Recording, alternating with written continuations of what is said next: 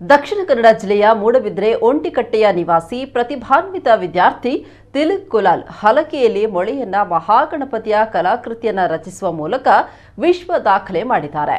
ಸತತವಾಗಿ 3 ಗಂಟೆಯಲ್ಲಿ 6,666 ಕಬ್ಬಿಣದ ಮೊಳೆ ಉಪಯೋಗಿಸಿ ಈ ಕಲಾಕೃತಿಯನ್ನ ರಚನೆ ಮಾಡಲಾಗಿತ್ತು. ಸಾಕಷ್ಟು ಪ್ರಶಂಸೆಗೆ ಪಾತ್ರವಾಗಿದ್ದ ಈ ಕಲಾಕೃತಿ ತಿಲಕ್ ಎಂಬ ಗ್ರಾಮೀಣ ಪ್ರತಿಭೆಯನ್ನ ಮುನ್ನಡೆಗೆ ತಂದಿತ್ತು.